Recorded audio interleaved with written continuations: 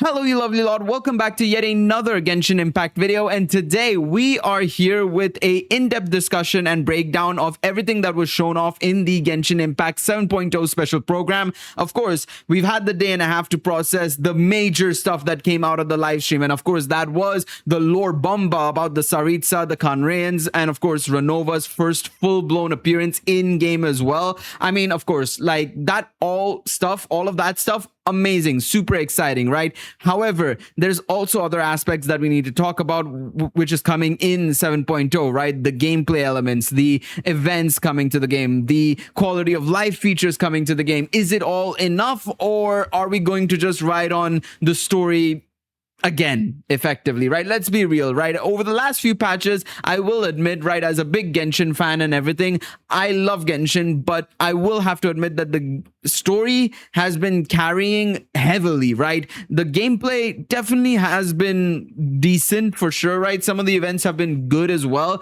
but when it comes to the other stuff, right, the quality of life updates, the general approach when it comes to, improving a player's day-to-day experience, that has been lacking, to be fair, right? And we cannot deny that. I don't think any Genshin Impact fan can necessarily deny that. So in today's video, we're going to talk about all of the above and see if 7.0 has actually managed to fulfill that in any way, shape, or form. And of course, if you guys enjoy this video and you want to see more lore breakdowns, theory videos, in-depth discussions, and all that sort of stuff, leave a like and subscribe to the channel. You get notified as to when I upload a video, or if I potentially do a live stream as well, you'll get notified as well. And it'll truly help me out. The algorithm is all focused around likes and comments and stuff like that, so any of those things will truly help me out. And of course, like I said, a subscription will let you guys know when I upload a video, and you can join the discussions about Genshin Impact through that. Now, hi, Gail from the future here. My past self, I think, forgot to mention this, but if you want to see a specific moment in the live stream or a specific topic, there will be chapters, so you guys can just click on it and go to the specific section you want, check it out, see me yap, and obviously you can move on to another section or do whatever you want. Anyways, back to past Gail.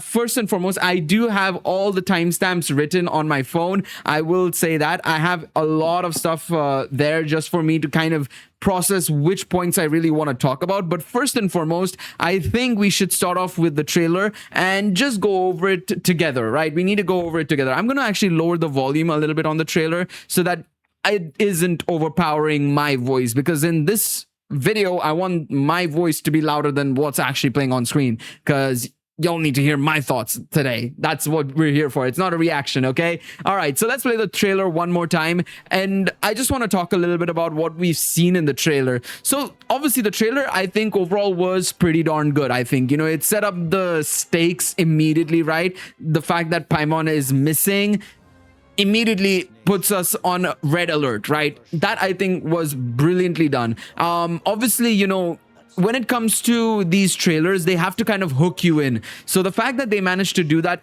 frame one by, making us worry about Paimon, they've done it twice now with this trailer and the first teaser that we got, right? I think that was brilliant. Okay, I was going to wait to talk about this until a little bit later, but because it's in the trailer, I'm probably going to talk about it here and then we'll ignore it later on. The models for like Mitya, Odette, and everybody look so good. I think genuinely Mitya in this stream as a whole was probably the best looking character in my opinion, to be honest. I think the way they designed him, his outfit, his hair, the facial structure they've got going for him, honestly, I think he is their best modeled character, at least in Genshin Impact. I'm not talking about Hoyo as a whole, but in Genshin Impact, for sure, Mitya is definitely up there as the best, at least one of the best, if not the best, in all honesty, right? So that is amazing already. Good job by Hoyo to keep improving that. One thing I'm really hoping for, maybe this version, because obviously they're still working on Snezhnaya as a whole, right? So that's the main focus.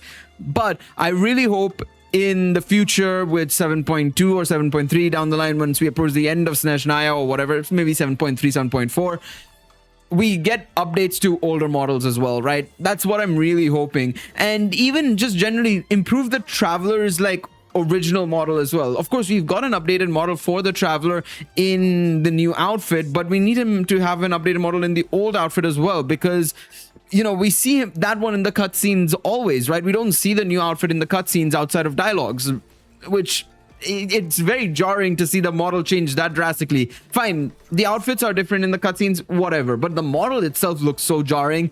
It can be quite frustrating for a lot of players, right? So that is something that I wish they would improve on, to be honest. All right, so we go on to the Shadow Realm here. We get to see a little bit of the gun gameplay here. We'll talk about that a little bit more later on. Obviously, you know, initially I wasn't a big, like, well, I was okay with it because it's something fresh, it's something brand new. I wasn't sure how in-depth it was, so originally I was a little bit like hesitant on whether it would be any good or not, but you know what they showed us in the live stream, amazing stuff. So I'm very much looking forward to talking about that in more detail later on, for sure. And what the Shadow Realm as a whole means, of course, right? That's also something that we're probably going to learn more about. All right, now it comes on to the big part of the story, right? All right, so obviously Project Stuja is going to play a big role in the story, the Misteltein, I think it is, if I recall correctly. That's also going to be another thing that'll probably come back in full force as well in this story, potentially leading to Capitano's revival in some way, shape, or form. Of course, now that we're facing Ronova, will Renova's defeat cause, you know, Capitano to be able to get up from that damn throne? Potentially. All right, very nice.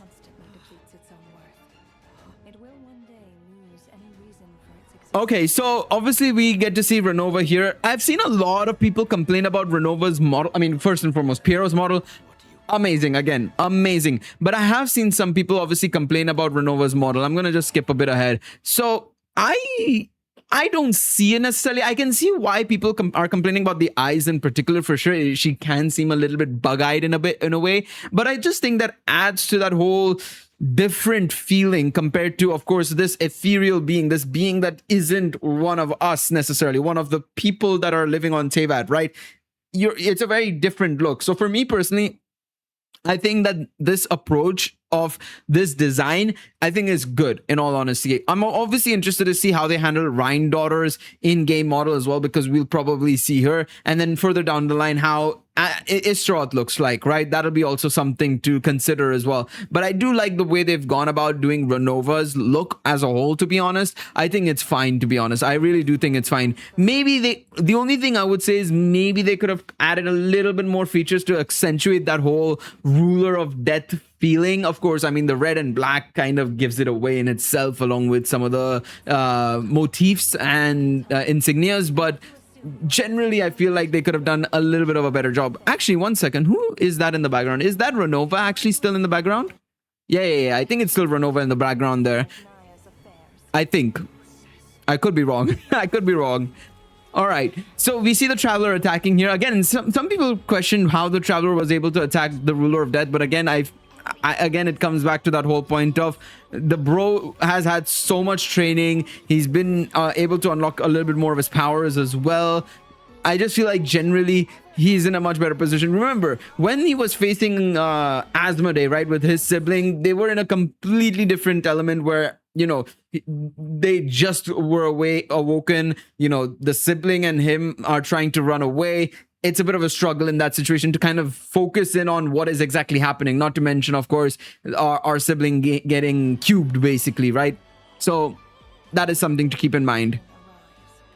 I don't want to talk too much about the theories and lore side of things because, again, like I said, I've done that in yesterday's video, so be sure to go check that out. That is something for another video as a whole entirely. Okay, so obviously I'm gonna let this play a little bit more, but I think we're gonna now progress on to the next part. So let's go over to 9:15 in the stream, because I think that's where obviously we get our first look at Snezhnaya in more detail. So Snezhnaya, of course, they talk about how it's a nation that rebels, and I think it's quite fascinating. I don't think I mentioned it in my video yesterday, so I'm going to talk about it here a little bit.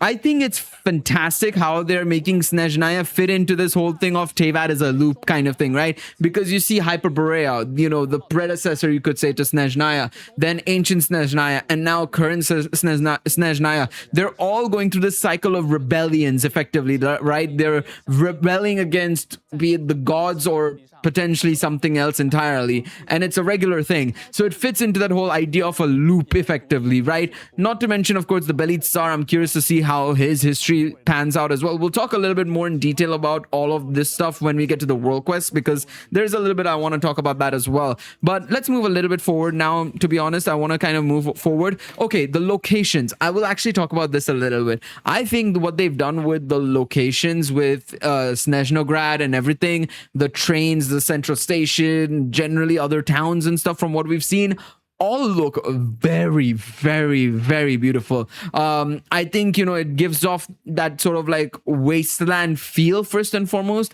along with, of course, this ethereal feel as well at the same time, right? Because remember, Snezhnaya is basically the northernmost point of Teyvat at this point in time, right? That's what I'd imagine, right? And along with that, we know it's just going to be this barren wasteland that's being effectively frozen out, quite literally, right? So in that sort of circumspect and everything, how they're handling, like, the towns don't look super massive. There's a lot of empty spaces. Admittingly, I know that that's going to cause a lot of annoyances in the community, saying there's going to be so many empty spaces. It's going to be similar to Sumeru, what happened, right? With the desert, it's just so empty and everything. I think if they can nail the aspect of having some remnants, some struggle in the empty spaces that they're going to probably create between the towns and areas, maybe some glacier peaks and troughs, I think that'll be really nice. I think that'll generally be really nice. I'm very excited to see how they handle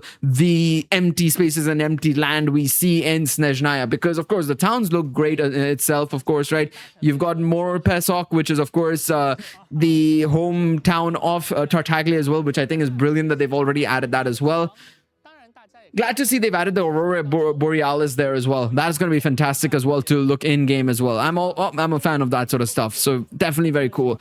Again, also one more thing as well, I have to add, models in game, really nice. Even for the NPCs, look very, very good. Of course, we know Piero is an NPC at this point. At this point in time, we don't know if he's going to be playable, but at this point in time, he's an NPC, and his model also looks really good. So just seeing this progression in the NPC models and everything, I think, of course, as much as we like to dog on it, I do think Miliastra Wonderland is still something that is helping the main Genshin Impact team at the end of the day, because you're going to be able to figure out what these new ideas, these new brains are able to come up with when it comes to Miliastra Wonderland. And of course, they're using assets that are in the game already. So why not try and port it over as well back into Genshin in some way, shape, or form? And I've seen that it feels like, at least to me, that they've been able to do that through the NPCs primarily, of course, right? Which I think is super imperative as well.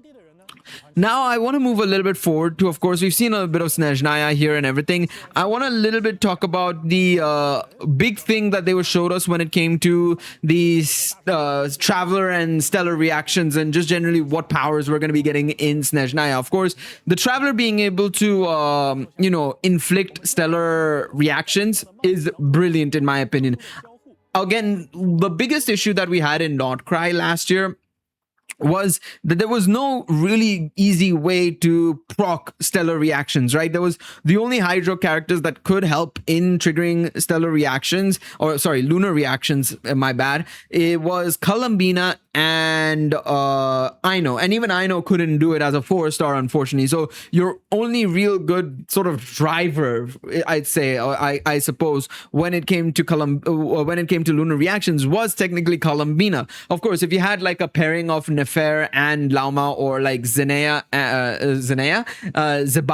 Linnea. Zenea is, I guess, the pairing name. But if you had the pair of Zenea, and if you had Flynn's and Inefa, okay, fair enough. You can use any Hydro character at that point. But like, I still felt like it was such a stretch to do that, and I feel like 4-stars should have been allowed to also be able to ignite lunar reactions as well, and I wish it was the same here as well. We'll talk a little bit more about that when we get to Alyosha, but I do think that it's kind of annoying and frustrating that 4-stars, it seems like already based on Alyosha, and of course people have seen Valerie's they've seen his vision casing. It's not a stellar linchpin, it's a normal vision casing, which means that it's basically going to be a 4-star. Valerie is going to be a 4-star, and that means he's not going to be able to trigger stellar reactions as well. He's not got a linchpin, so that's annoying as well again, but I'm glad that the Traveler is able to at least ignite stellar reactions. This is obviously what we're talking about now. So in the Archon quest, we're going to be getting a new weapon called the Xi Phanes Blade. Now, I didn't talk about this yesterday. I don't know why. Whoops, I didn't mean to click that.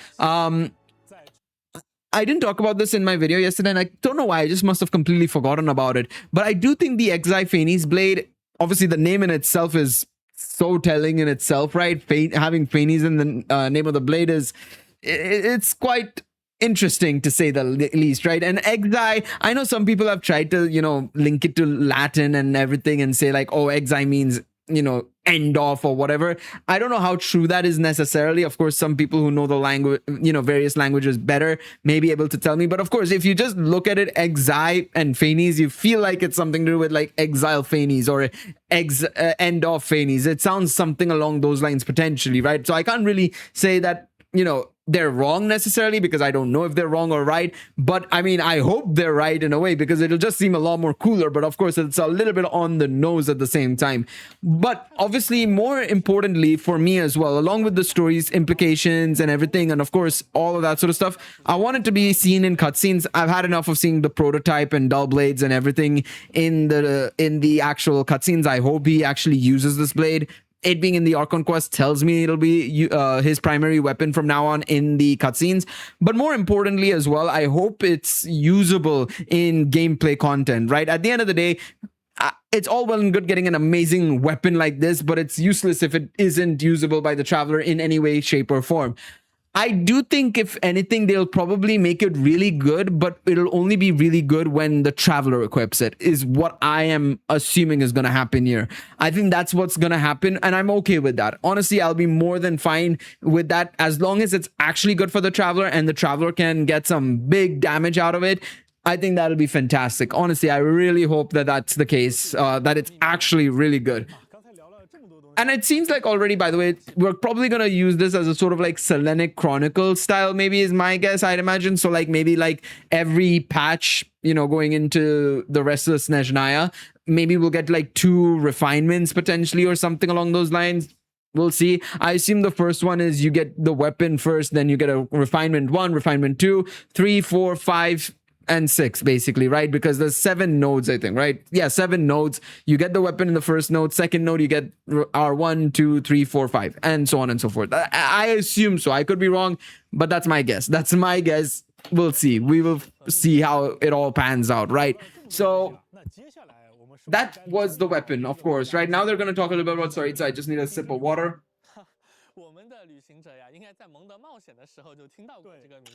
Okay, so obviously the next big thing that they revealed, of course, was the Tsaritsa, right? So let's move a little bit ahead, of course, right? And I want to quickly just talk about this for a quick second. Again, if you guys want to hear my real thoughts about it,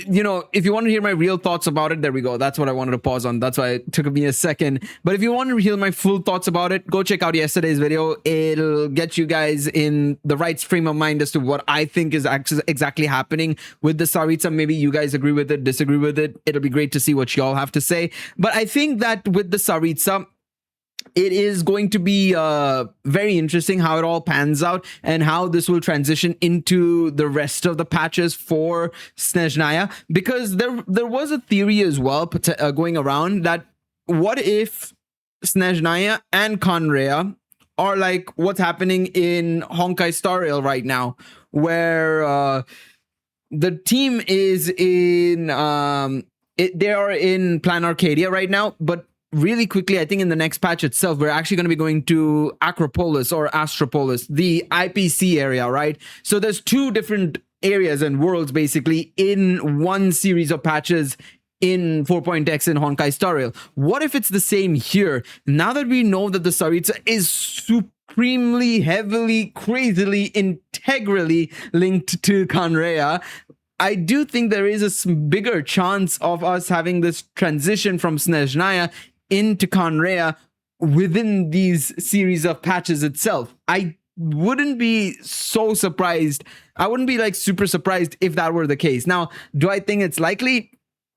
Not that much. I think they'll still want this entire series of patches to be Snezhnaya, and in my personal opinion, I'd rather it be that way. That way we get a little bit more appreciation, a little bit more time with Snezhnaya, and it's not us just jumping from region to region and, you know, feeling a little bit less detached or feeling less detached to the previous region, right? I think that is going to be something to keep in mind. So I'd prefer it to be just Snezhnaya as a whole personally. But obviously, again, if you want to see more details about my thoughts, check out yesterday's video. Okay, let's go on to the next big thing I want to talk about, which is the quick start option. Just want to give a quick shout out to them again, as always, for giving this to players as an option, right? Being able to allow them to just start the Archon quest whenever they want to. If they're coming back and they've only done, let's say, up to Fontaine, they can start it. If they've only done the prologue and finished off Mondstadt, they can come nonetheless.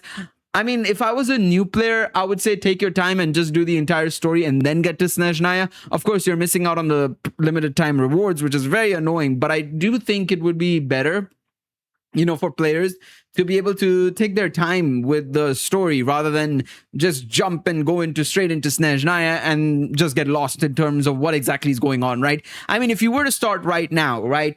If you were to start right now in Genshin, you start from fresh, you start from Mondstadt, I would personally say, depending on how much time you're able to give to the game, if you're able to give to the game about 4 to 5 hours a day, let's say 4 hours a day, give or take, right? Maybe less, let's say 2 to 3 hours a day, you still probably might not be able to catch up, unfortunately, right? I'll be honest and say that I don't think you'd be able to catch up.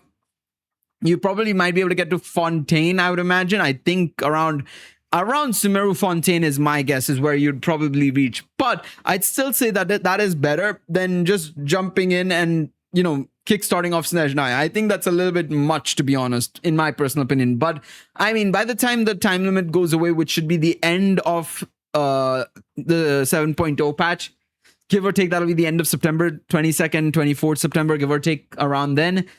I think you've got enough time to, you know, catch up completely rather than just jumping straight to Snezhnaya, is what I will say. Obviously, the decision is up to you guys on whether or not you want to do it. I still think it's a good idea, though, for returning players who may have kept up with the story via YouTube, you know, videos and stuff. But yeah. All right. Now let's move on to Odette and Alyosha. So first and foremost, Odette, we found out, has some connection to La Signora. I actually didn't know about this. They kind of spoiled me on this because I haven't done the tea parties yet with Sandrone. So it would have probably been revealed in there about Odette being linked to Rosalind. But I think it's cool because that'll give us a extra dimension with Odette, especially if she knows already that, you know, we were involved in the death of Rosalind, right? We didn't do the killing, but we definitely helped that happen technically by defeating her in front of Raiden. But hey, it was us or her, so can't really blame us in the end of it all, right? Blame Raiden. If you want to blame anybody, go and kill Raiden Shogun. But I do think it's nice to have a connection to La Signora in some way, shape, or form with the character. I will say her animations, obviously her model's fantastic, but her animations as well, I really personally like him. I love the fact the way she ballets in the animations, the ultimate as well, the burst, elemental burst, I think is really nice. If we can see it, let's scroll a bit forward. I'm gonna bump up the quality because why is it gone down to 480p? I don't know. Stupid YouTube video. I don't know why YouTube does that in auto, man. Whenever I just move forward, yeah, this is what I wanted to see. The burst animation, I really like the look of it, man. It's so nice, right? You can see the two sides of her, the more the Fatui side of her, the more you know, soldier, I guess, style of approach, and then you've got her more you know, ballet approach as well in the forefront. I think that's fantastic, and that's the motif that kind of transitions in to a later segment as well, which I think is pretty cool as well. So That's very nice. Oh, this is also very cool that they've incorporated this very minor thing, and it's not something that I think a lot of people will do, I suppose. But the fact that you can use her elemental skill button to basically tap and let her do more ballets and during the idol, super nice as well. I think that's pretty cool as well. To be honest, that's very very cool. Okay, so Alyosha unfortunately looks like he's going to be he is a 4-star character, which isn't really the unfortunate part. The unfortunate part is he cannot proc the pole star field to be able to actually, or he cannot kickstart that pole star field to be able to proc stellar damage for everybody, right? He has to have somebody else as well with him, a 5-star in Odette or Sandrone. So in my opinion, I think that's kind of ass, to be honest. I really don't like that. I didn't like it when they did it last year with Aino and everything. And I don't like it that they're doing it now. I wish they had just let, likes of Alyosha, Valerie in the future and all just have stellar linchpins as well. They're 4 stars, but doesn't matter. No, not really. Because he does boost stellar conduct damage and, give the party an attack bonus and increase the party stellar conduct damage. This guy should be able to do it, in my personal opinion. But alas, Genshin's being a bit greedy on that front, and there's no denying it. Let's be real. That's definitely a money-sided, decision, right? It's one of those things that it's more money focused that they made that decision, which is frustrating to say the least. Definitely very frustrating. Okay, so let's move a little bit forward now, and I want to talk a little bit about this. Obviously, free Alyosha is always very nice, of course, right? Especially because he and Odette will, give you the local specialities location thingy, which obviously, I know this because I struggled in Fontaine trying to find those damn sub-detection units for Sandrone. I don't have Clorand or Linny, and they are the only ones who locate the damn local specialities in Fontaine. So having Alyosha given out for free so that people can actually hunt for the local specialities in Snezhnaya frame 1, W. I'm so happy with that. Obviously, you do have to progress through the first act a little bit, of course, right? Through Everwinter Without Mercy, which is Act 1. But that's more than fine, of course, right? That's more than fine. Now, I want to go a little bit forward and go to the 2440 point, because that's where they talk a little bit about generally the meeting point quest. So, of course, Odette's meeting point quest. If you guys don't know what meeting point quests are, by the way, in last year's release of Not Cry, we started getting these mini locations basically where you could kickstart major quests and events with the likes of Lauma, with the likes of Nefer, with the likes of not Nefer, sorry, it was Lauma, it was the Knights of Favonius, it was Flynn's, and I know and Enefa. Yes, I know and Enefa had a meeting point as well. And there was one with the Knights of, I said the Knights of Favonius. Nicole had one. And I think there's one more I'm forgetting, I feel. Am I forgetting one more? I feel like I'm forgetting one more. Was it? Oh yeah, it was Iluha. It was with Iluha. So we had these meeting point quests. It was sort of like the reputation quests, basically, right? But it allowed you to get the story quests for the characters as well, basically through that as well. So it seems like we're going to be doing the same thing here with the likes of Odette, Vodyanitsa, and Alyosha as well. All three will be having meeting point quests as well. And with Odette, they're basically kind of using the hangout multiple endings thing within her meeting point quest, which I think is fantastic. I'm all for that as well. Obviously, if they're not going to release any more hangouts, clearly they haven't released a hangout in 4 years, basically, it feels like. I think it's good that they're able to give it to us here, basically, right? And one more thing as well, which I think is super cool as well that they're doing as well, is if we move a little bit forward, is this. Beautiful. So once you're able to get to a certain stage with Odette, Alyosha, and Vodyanitsa, there will be a special quest line on top of all of that unlocked as well, which I think is brilliant, because again, just give us more stories. If you're, again, like I said, Genshin's storytelling, I know people will say that it's not that amazing, it's not that great, it's all obviously very subjective. For me, it's fantastic. So any way to get more story out of us or out of them is brilliant, I should say. And along with that, it's also linked with the other 3 characters as well, so it'll bring them into another world quest as well. Again, brilliant. Give us more of that as well. It allows us to learn more about Snezhnaya naturally, right? It's not, obviously exploring is one way to learn about Snezhnaya, but now we're bringing the characters of Snezhnaya with us to these world quests as well, which I think is brilliant. Honestly, it's absolutely brilliant. So I'm very much looking forward to seeing what's in store for us on that front as well. I think that's very, very exciting. Now we'll move on to the banners, I think is next. Just a quick one about the banners, of course, right? It is in phase 1 you have Odette and Alyosha, and in phase 2 it is Flins and Inefa, and Alyosha is on phase 1. So for me personally, I think it's pretty simple. If you're looking to get set up stellar reactions for the future, or if you have Snezhnaya and you want to keep going with the stellar reactions, Odette is your best option to pull for. Alyosha, I'd say skip, to be honest. I don't think she's up there anymore in the top 10 DPSs, to be honest, especially now that Stellar is looking like it's going to be so strong, right? I mean, Snezhnaya is already looking so strong without Odette. I can't wait to see what the likes of Odette and various other characters do to the likes of Snezhnaya and other characters that we get.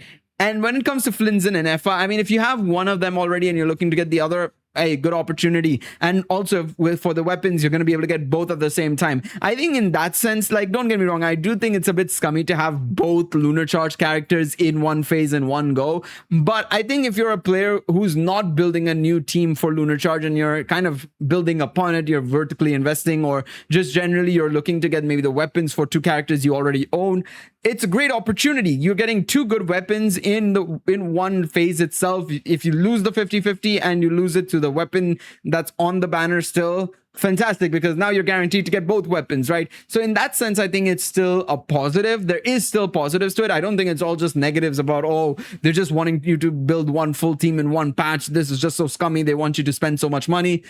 You have to look at it from another perspective as well. What if you're a player who has that one character? What if you're a player who has both characters, right? It's a good thing for them. So that's just my point of view in regards to that, for sure. So that's all well and good. Craftable weapons, obviously a W. New battle pass weapons, also a W as well. I'm looking forward to seeing if any of these are going to be good for the likes of Snezhnaya or Odette. Obviously for Odette, I'm hoping there's a good option so that I don't have to summon for the weapon. I can get away with just a C0R0 character for the first time in a long time. Please, Genshin, I really hope you do that. But let's see how that pans out. Now let's move on to the gameplay side of things. All right, the Shadow Realm and the gun gameplay. Okay, this is obviously the big thing that they showed off during the teasers, during this live stream as well. Very, very big thing, because it's so different to Genshin, normal Genshin. It's crazy, right? Now, I will admit, in my predictions video and everything, I did say that I hope that the gun gameplay doesn't overwhelm the, original gameplay in any way, shape, or form. Hopefully they don't do that many events with it or so on and so forth. Maybe like the one event here and there is fine, and just generally it's there, but it shouldn't necessarily replace something. You know what I'm saying? Because I do think that, at the end of the day, I want the core aspects of Genshin to still remain the same. Obviously enhance them, evolve them, but don't replace them necessarily, right? But what I do feel like with the shooting gameplay is that it's a lot more in-depth, for one, which I think is very, very cool. I'm very appreciative of that. Shows how much they're putting into, thought in how much thought they're putting into this, stuff like the aim assist and everything. Clearly they've got some plans out there. You've got some challenges as well. You can see that there's a, event as well. There's level designing as well. I think that's pretty sick, to be honest. I think that's cool. You can change the environments as well with how you do it. I think what they've done here is very exciting. And not only that, right? Not only have they done like the whole level design, gameplay wise, the vaulting and everything, I think incorporating the elemental reactions from Genshin into this as well, with being able to, have like a grenade launcher that shoots like pyro grenades or cryo grenades, and then having like a hydro rifle to kind of, get the elemental reaction going. Superb. I think that's actually so cool, to be honest. I'm gonna move a little bit forward to it so that you guys can see what I mean by that. But like, yeah, see here, you've got the cryo rifle at the very top, then you have an electro rifle, then you have a grenade launcher that has pyro, hydro, and cryo as well, which I think is brilliant. If you can equip two of the weapons and you scroll and switch between those two weapons from your primary weapon to your secondary weapon, and you're able to kickstart these reactions, That's a W. And I mean, of course, who's to say they're going to stop with only these things, right? There could be a dendro rifle, or there could be a dendro grenade launcher, or a animal bullet, or something like that, right? An animal handgun, for example, right? Plug, give it to us, give us more. And not to mention, they've also got like equips and stuff, like improving combat capabilities. Give it to me, man. This is like the war. This is like the, weapon rack or weapon lock that we have in Call of Duty and stuff, where you can change the the magazine, the scopes, and everything of that sort, the barrel.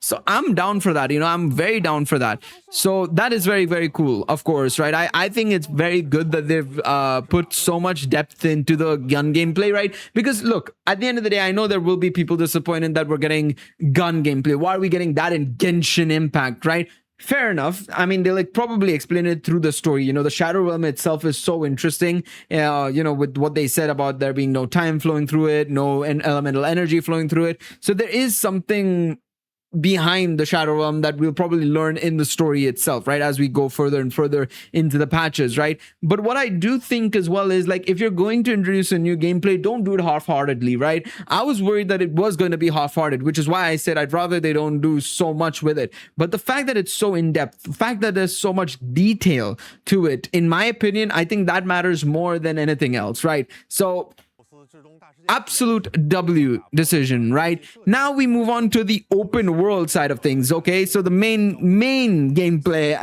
let's call it that, I suppose, right? The normal gameplay. I think what they've done with the normal gameplay is good, honestly. I was a little bit worried when they started off with this by saying, oh, Dragonspine was a little bit too anxious for players. I was like, oh god, no, please don't say that. Because one of the best things about Dragonspine was that whole survival mechanic. You have to manage your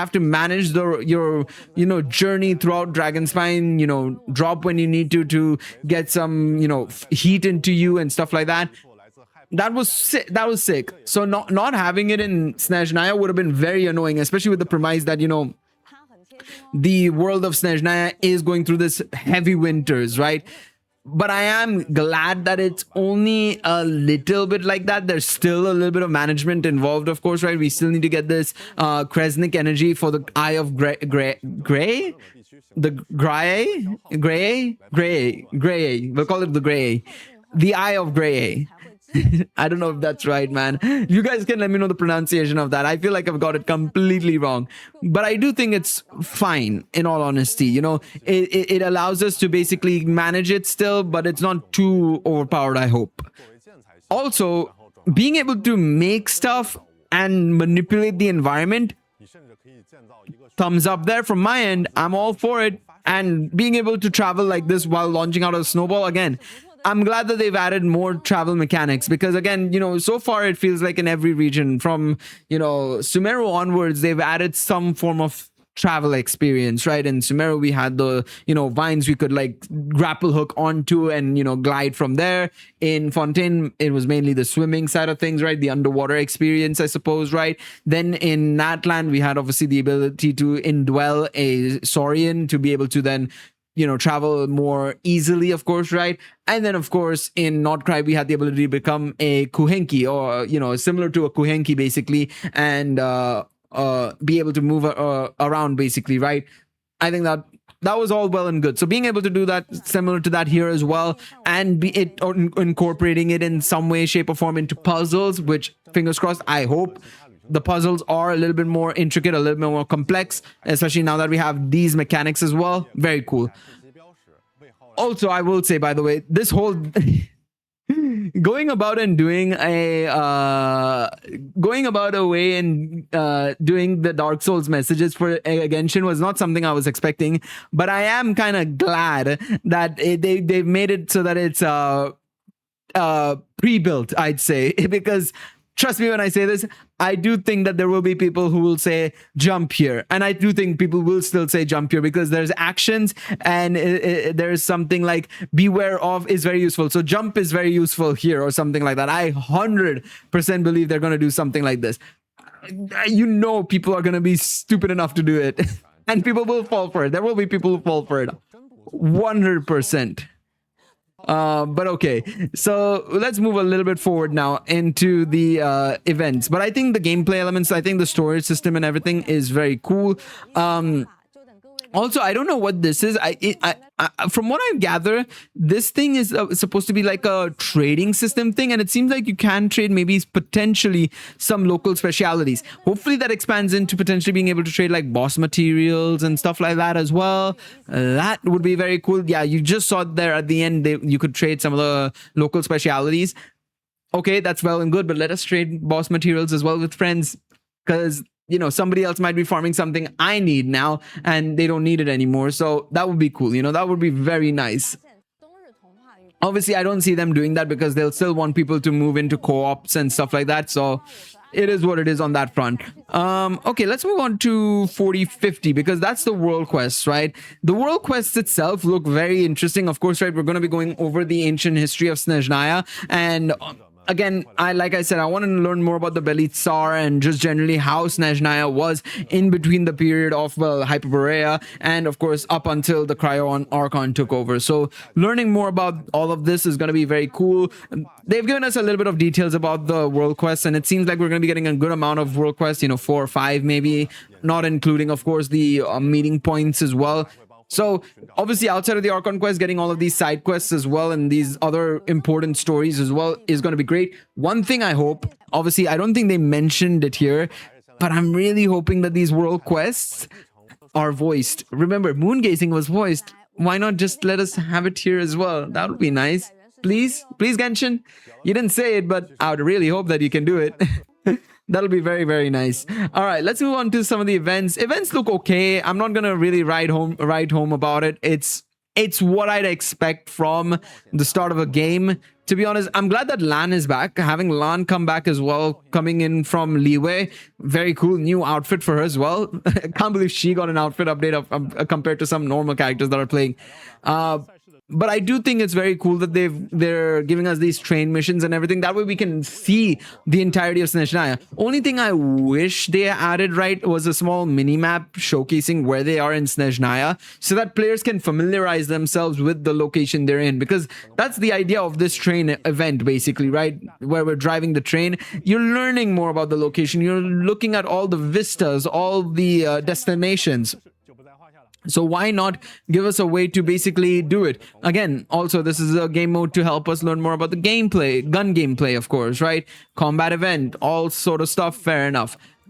Again, these events for the first act of Snezhnaya is fine because these are all just tools for us to learn more about the gameplay, the world, the new environments that people are going to be experiencing. So I think it's fine in that sense. I think it's okay. Now we move a little bit forward because here is where they've got some information about optimization experiences. This, I think, is very cool. Snezhnaya Adventure Journal, again, helps out very much so because it allows people to kind of go into the right methods of, following the Archon quest, the world quests and everything. So I think that's brilliant, in all honesty, right? Allows them to keep a track of where they are at in terms of the story. No word again of it being voiced or not, but at least it's telling us where we're supposed to go and everything. There's claimable rewards as well. Right, wait. An arc that used to be. You met Odette and Svetlod. Oh, for heaven's sakes, man. I'm gonna struggle pronouncing all of these. Svetlodovka. I hope I pronounced it somewhat right. And you acquired the Exiphanes blade. So this is during the Archon quest. In Great Deeds on the Tundra, we'll learn about the Archon quest. So you can alternate between which one you want to do. Do you want to do the world quest? Do you want to do the Archon quest? And then transition into that. You also get the meeting points here in itself, which is great. Okay, so they've optimized the sorting method for the artifact domains. So the most recently one will be displayed at top. Nice, I guess. And then they also want to give us more pins for the map. I guess that's okay. And that's okay. Wait, there's also one more thing as well. They've added more skins to Stygian Onslaught Dire, which again, nice, but 90% of players aren't really doing dire. Let's be real, game. I am actually curious if they'll ever reveal. Is there any way for us to learn about the percentage of players that have completed dire? I'm curious to see how many have completed dire, especially to that capability. I'm curious. And along with that, they've also updated the Temper Thyself journey far with these characters, right? Good selection, but I still don't understand why they're not introducing Yelan, Kazuha and Alhaitham into this list, right? Like, yes, Yelan can still be decent in a lot of teams, and so can Alhaitham and Kazuha, but they're not the same as like a Malvika or a Shilonen or anything of that sort, right? They're not those level of characters, right? So I don't understand why not just add them into this list, right? May as well. And it's the same with a lot of older Archons, right? The likes of Zhongli, Venti, and so on and so forth. Just add them, right? For me, I mean, the selection's not bad. At least they've gotten up to the end of Fontaine, basically a little bit of Natlan, I suppose, with Mizuki, but she's a standard character, so it doesn't count. But still, like, I feel like they should add more. And not to mention, in my opinion, they should have reset it. Let us get additional constellations now for one of these characters. They didn't mention it's going to reset, so I'm imagining it's not going to reset. So I can't go out of my way and get like Yaimiko C2 or Nilo C2 or whatever, right? I'm gonna have to just live with the fact that I can't get extra constellations for them, which is a shame. I think they should reset it a year-on-year basis at least, right? And continue updating it. However, that is the end of all the quality of lives, and I will say I'm very disappointed. I'm very, very disappointed with them. Again, I'm going to give them one more patch to correct their course, I suppose is the right way to put it, right? Because this isn't the anniversary patch, right? They'll probably do it during the anniversary patch, seeing how people have come back into Snezhnaya. If they need to do more with Snezhnaya, get more people back in. That way they can keep that, train going of getting more people back into the game. Of course, you're going to get a lot of people coming back into the game because it's Snezhnaya, but then you'll get more people back in 7.1 when you show them that, oh, we're going to add this, this, and this. So I'm going to hold off until 7.1 for being super critical about this specific topic, but I am still going to be critical because I feel like they could have at least done some things, right? Overflow resin. I think at this point you needed to have added it because we're 7 years into the game, or 6 years into the game nearly. We are basically at a point where we're going through so many regions, we're going through so many domains and all that sort of jazz. I feel like at least you could have done one of two things. Either give us overflow resin, or you give us domains that are unlimited, no matter what. None of this 1 week, 2 week shenanigans. Give us all domains active at all times. If you had just done that at the very minimum, I think everybody would have been fine. I think nobody would have actually moaned about this being a bad patch when it came to quality of life. As long as you did one thing, you just needed to do one thing. One of the things that we have been talking about for so long: domains unlocked all times, resin, overflow. Give us that. Give us a skip button potentially, right? Any of those things, I think the community would have been fine. The fact that you've not given even one thing here is very disappointing. Again, 7.1, they'll only probably give us one thing anyways. Let's be real. I'm not even going to twist it around. I really do think they will give us some quality of life in 7.1 for the anniversary, but it's just going to be that one minor thing that nobody's going to care about, right? It is what it is on that front. It is what it is. I'm just going to say I'm disappointed, right?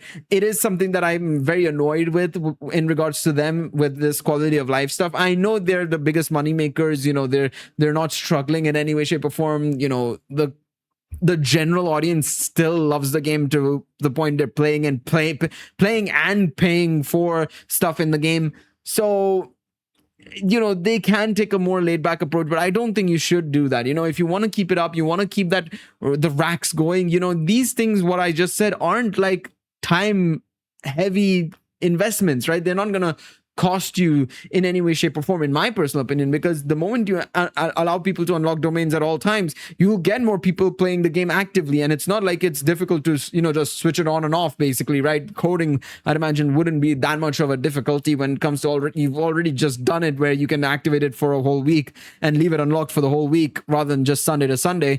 Why not just let it happen permanently, right? But anyways, I'm disappointed. I'm disappointed with this. I mean, I will still say I like this. I like the adventure journal. That's cool. this is just useless to me personally. I don't think this is like an insane thing necessarily. I mean, I guess it's fine. Pins, I don't use pins, but great for people who use pins. I suppose it'll help y'all. Station, whatever. As I said, it's not something for me personally. And oh, for heaven's sakes, I hate this. God damn it, I hate it here. Where were we? I hate YouTube, man. I really hate YouTube sometimes. It's so annoying. So annoying. Why did they do that to me? All right. And when it comes to the Temper Thyself event, I guess it's fine. Whatever. Cool. These characters are added. You want to know how many of these characters I have? You just want to know? Rio Thesli and Mizuki. That's all I have. So for me, I'm probably going to get Rio C1 because of the stellar reactions. He's been buffed. And then I'll go back to figuring out from the old selection who I want to get. I don't know. I might be thinking of getting a Chi-Chi just so that I can get that Stella Fortuna for the level 100. I might get somebody to level 100. Maybe the Tsaritsa, when she comes out, she can go straight to level 100. Or I go for somebody else who I have. I mean, Mona can probably get up to C6, I think, soon. I haven't picked up Yoimiya. Yoimiya C1 could be nice. Yeah, probably have to figure it out. I'll figure it out. We'll see. We'll see. The music is the next thing I want to talk about, of course, right? The performance. I think it's somewhere here. I love it. Oh my god, they did such a good job with the music. But for me personally, I preferred the Triumph on Ice one that played later on, the battle theme. That was so good. I mean, such a good track. And I don't know the name of the keyboardist, the pianist, I should say, who played during the live stream. Of course, she had like a big role to play. I have it right here. Oh, actually, wait a second. Her name is Polina Ostinskaya. I hope I pronounced her name right. She's a Russian pianist, and she did such a good job. And I mean, the fact that they got somebody from Russia basically to do it, somebody who's well versed with the, you know, style, the culture, the way they play music there.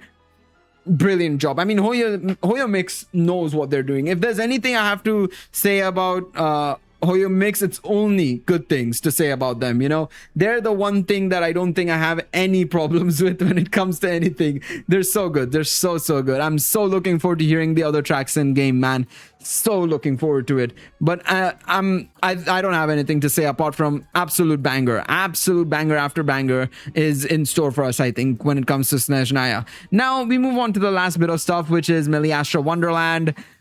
They didn't really give us too much there, but outside of just saying that, well, we're gonna, you know, add more assets, and, you know, we're gonna add the gun gameplay to Meliastra as well, allowing people to be able to utilize that as well, and that sort of stuff. And then they ended it by obviously talking a little bit about, you know, thank you for playing Genshin Impact and becoming a traveler, choosing Genshin as well. So many people love Genshin, you know, showing so many of these fests that happen as well.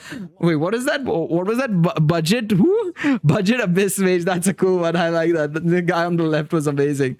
And then they obviously teased us a little bit by saying, you know, there's going to be more beyond Teyvat as well, the lands beyond Teyvat and other worlds. So they've set up what's happening in the future of Teyvat as well. I think if you are a fan of the story side of things, the lore side of things, I don't think the stream would have disappointed anybody, right? In that sense, right? In that group particularly, I don't think anybody would be that disappointed, right? Maybe some people would be a little bit particular about certain things and be a bit annoyed by certain things, like maybe, for example, Traveler being so powerful. People might be questioning why is that happening, but I feel like that, you know, they've explained it very well over time. You know, with Skirk's training and everything, his powers are becoming stronger and stronger, so it makes sense that he's now able to at least challenge, maybe not beat, but challenge a ruler of death potentially, right? And even then, it was just a graze. It wasn't like he was dealing like raw damage on her in any way, shape, or form, right? So yeah, I think from a story perspective and from a lore perspective, I think most people would be very, very happy.